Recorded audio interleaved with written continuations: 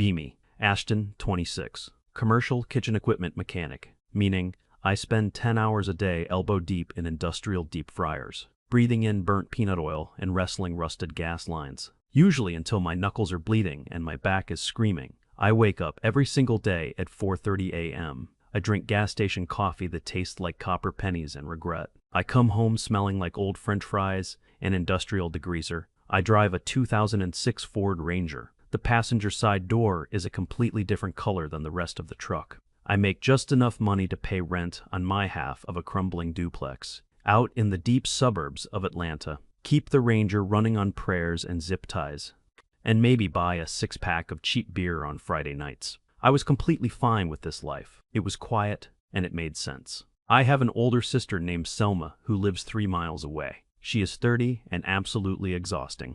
She thinks she is my mother, my life coach, and my parole officer combined.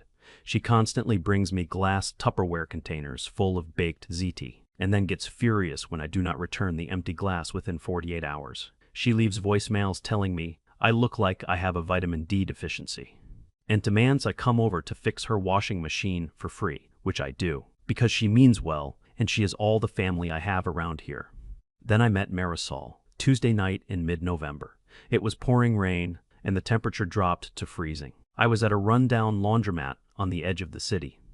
Place smelled like cheap fabric softener and wet cardboard. She was sitting on a cracked plastic chair, staring at a commercial dryer like it had personally ruined her life. She was wearing faded overalls and a gray beanie, boots that looked like they were held together by sheer willpower. Her machine stopped mid-cycle with a horrible clanking noise. She started frantically digging through an empty canvas tote bag, looking for quarters like the bag might magically produce money if she dug hard enough. She looked so defeated. I walked over and held out a quarter. She looked up at me with these huge, exhausted eyes. She whispered, "Thank you so much. I literally have -$4 in my checking account until Friday." I sat down in the plastic chair next to hers. We ended up talking for 2 hours while our clothes dried. She told me she was a freelance graphic designer, said she was absolutely buried under student loans, said the economy was suffocating and she felt like she was drowning, said she was living on ramen noodles and constant anxiety. I recognized that fear immediately.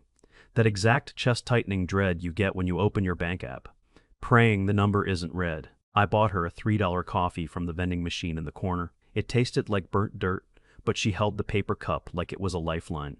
She gave me her number written on the back of a damp Target receipt.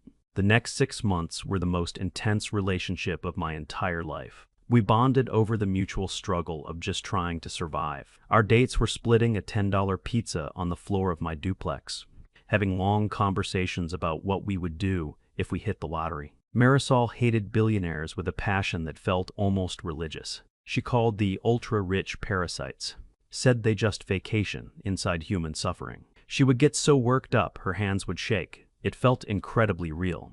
She was always talking about being one bad week away from eviction. So the financial weight of everything naturally fell on me. I took it on completely willingly. I thought I was protecting her. When December hit, it got freezing fast. Her apartment was this drafty little box over a vacant storefront. Her space heater completely died. She called me at 11 p.m., crying, saying she was wearing 3 sweaters and she couldn't feel her hands. I panicked. I didn't have any spare cash until my next paycheck, so I packed up my PlayStation 5 in a plastic grocery bag, drove to a pawn shop out on the highway at 9 a.m., argued with a guy missing half an eyebrow who only gave me $300 for it. I drove straight to the hardware store, bought a heavy-duty ceramic tower heater and a bunch of groceries, drove to her place and plugged it in. She wrapped herself in my faded Carhartt jacket, cried into my chest for 20 minutes, told me I was her literal savior, and she didn't know what she would do without me. A week later, Selma came over to my duplex. She noticed the empty spot on the TV stand immediately. "Ashton, where is your game console?" I told her I sold it to help a friend. Selma lost her mind. "Ashton, you cannot keep setting yourself on fire to keep other people warm." She stood in my kitchen waving a wooden spoon at me. "Who is this girl anyway?" "She sounds like a liability, Ashton. I am serious. You have a good heart, but you are so stupid sometimes." I told her to drop it. She left the Tupperware of meatloaf on the counter and slammed the door. By February, Marisol's laptop started acting up. Then, it supposedly died completely. She called me having a total meltdown. No laptop meant no freelance graphic design work. No work meant no rent money. I told her I would handle it. I went into work the next day and basically begged my dispatcher for overtime. My dispatcher is a guy named Bernard who smokes cigars inside his car. He gave me every terrible weekend on call shift nobody else wanted. I started working 70-hour weeks, crawling under commercial dishwashers that smelled like rotting fish, getting burned by grease traps at 3 in the morning. I was living entirely on rice and scrambled eggs to save money. I was so tired my vision was blurry. I scraped together $1,200 in cash, bought her a really nice refurbished MacBook from a guy across town. When I gave it to her, she tackled me on the couch. She was kissing my face and saying she would pay me back every penny. I told her not to even worry about it. I was literally looking at cheap engagement rings in the windows of pawn shops. There were definitely signs, things that didn't make sense in hindsight. She had absolutely perfect teeth. Her skin was completely flawless all the time. One night we were watching a movie on my tiny TV. Her phone lit up on the coffee table. A text from a contact just named Dad. It said, "Did the wire transfer for Aspen clear?" I pointed at it and asked what that meant. She laughed it off perfectly naturally.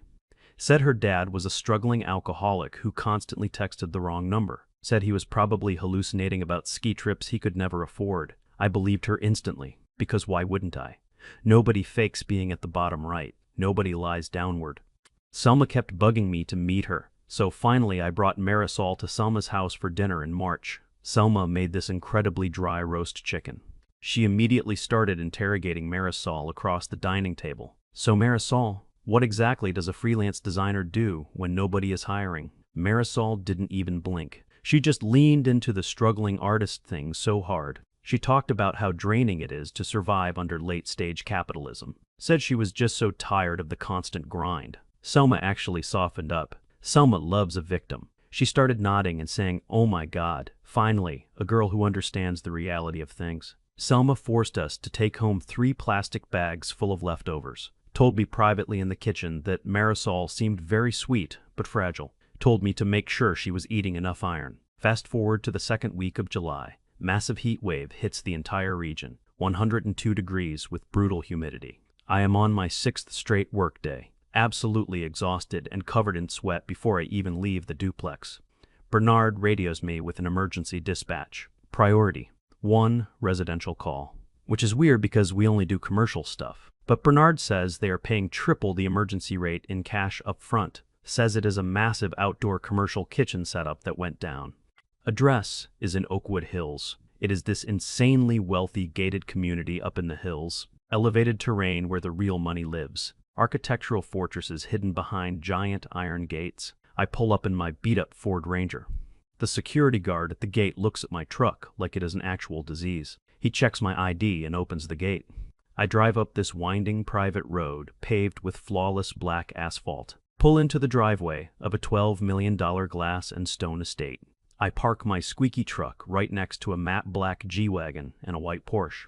The dispatch ticket says, West Wing Outdoor Refrigeration Unit. I grab my heavy canvas tool bag out of the truck bed, walk around the side of the house through these massive sculpted hedges, and I just stop completely dead in my tracks. The backyard is the size of a football field. There is a giant infinity pool overlooking the valley. Huge white linen tents set up everywhere. A fully catered bar with waiters in black vests. There are about 50 people having a massive pool party. And right in the middle of it all is Marisol. She is wearing this flowing white silk dress. She has a professional blowout that makes her hair look like a magazine cover. There is a heavy gold Cartier bracelet catching the sunlight on her wrist. She is holding a champagne flute and laughing with 3 other girls. She didn't just look comfortable here. She looked like she owned the place. Because she did. One of the guys by the bar turns around and spots me. I am standing there in my dirty work boots and sweat-soaked uniform shirt. He laughs and points. "Hey look, the appliance guy is finally here." Marisol turns around at the sound of the voice. The champagne flute actually slips out of her hand. It shatters on the stone patio. The sound is so loud over the background music. She stares at me. She looks like the entire stage she built just collapsed in front of her. All the blood drains out of her perfect face. Nobody says anything for a long 3 seconds. Then one of the girls standing next to her leans in and says it loud enough for me to hear. "Oh my God, Marisol is this. Him is this. The blue-collar guy from your private story phase." The word "just" hung there in the humid air. My grip on my tool bag went loose. The heavy canvas bag hit the grass with a loud thud. Marisol took a step toward me. "Ashton, wait. Please, let me explain." She walked over to me, grabbing my arm. Her hands felt so soft, not like someone who lived in a freezing apartment. She started talking really fast. Her voice sounded different here. She said she just wanted to experience something real for once. Said she grew up completely surrounded by money and absolute emptiness. Said she felt trapped by her family's wealth. Said it started out as just a curiosity about how real people lived, but then she actually fell in love with me. She was crying now. She called the whole thing a massive mistake that just got out of hand. I didn't yell at her. I didn't cause a scene. I just felt completely hollow inside, like someone scooped out my chest with a spoon. I looked at her silk dress. "You watched me sell my stuff," I said. My voice was perfectly quiet. "You sat on my couch and watched me starve myself to buy you a laptop. You let me work 70-hour weeks in grease traps so you wouldn't get evicted from an apartment you probably didn't even need." She started sobbing. Actual real tears running down her face. "Ashton, I am so sorry. I can fix this." She turns around and grabs a leather clutch off a patio table. She pulls out a checkbook, a literal heavy stock checkbook. She scribbles something on it and tries to push it into my hands. "I will give you whatever you need, Ashton, please." I just look down at the paper. It is a check for $50,000. She's trying to pay me off, like I am a parking ticket she forgot about. I didn't even take the paper. I just turned around, picked up my heavy tool bag, and walked back down the side of the house. I could hear her calling my name, but I didn't stop. I got into my truck. The engine struggled to turn over, but it finally caught. I drove back down the winding hill. I drove for an hour with the windows down, just staring at the road. My hands wouldn't stop shaking against the steering wheel. When I finally got back to my half-duplex, I just sat on the couch. My phone started buzzing, and it literally did not stop. 7 texts from Marisol. "Ashton, please pick up. I love you. We can figure this out." Then texts from numbers I didn't recognize, probably her friends from the party. Then a voicemail popped up. I listened to it on speakerphone. It was a man with a very calm, very expensive-sounding voice. "Hello, Ashton. My name is Howell. I am legal counsel for Marisol's family. We understand there was a deeply unfortunate misunderstanding. Today, we would like to offer a generous private arrangement to ensure discretion moving forward. Please call me back at your earliest convenience." That was the part that made it real. That is how these families actually work. They don't apologize to you. They don't feel bad. They just contain the damage and buy the silence. I slept for maybe 2 hours that night. The next morning I had to go into work. I looked like absolute garbage. I walked into the dispatch office to get my route sheet. Bernard looks at me from behind his desk and stops chewing his cigar. "Ashton, the HR manager, wants to see you right now." I walk down the hall to Loretta's office. Loretta is 50 and always looks stressed. She has a plastic fern on her desk that she dusts every morning. She shuts the door behind me. "Ashton, we have a massive payroll situation right now." She rubbed her temples. "Someone tried to wire $50,000 directly into your company direct deposit account." My stomach completely dropped. The lawyer. "They tracked down my employer and tried to force the money onto me." Loretta is rubbing her temples. "The bank flagged it as extremely suspicious activity." "Ashton, it came from an anonymous holding company. They froze your entire account, and they temporarily froze our payroll account too." My boss is furious. "Ashton, what is going on? Are you doing side jobs for the cartel?" I tried to explain it without sounding completely insane. I just told her it was a personal dispute with a wealthy family, and they were trying to force a settlement. Loretta handed me a stack of paperwork. "You need to sign these bank release waivers right now, and you cannot use your debit card for at least 5 business days while the fraud department clears it." "Loretta, my rent is due in 3 days. I only have $42 in cash in my wallet."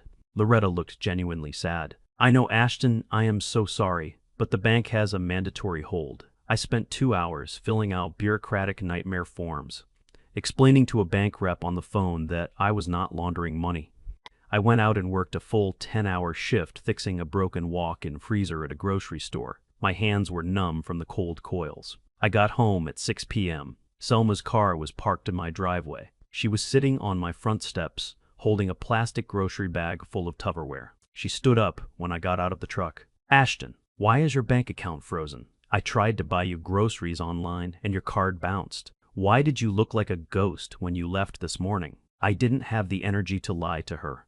I unlocked the front door and let her inside. We sat on my ugly brown couch, and I told her everything. I told her about the mansion, the pool party, the silk dress, the private story about her grounded living phase. Selma just sat there completely frozen. She didn't yell at first. She just put her head in her hands. "I made her a casserole, Ashton."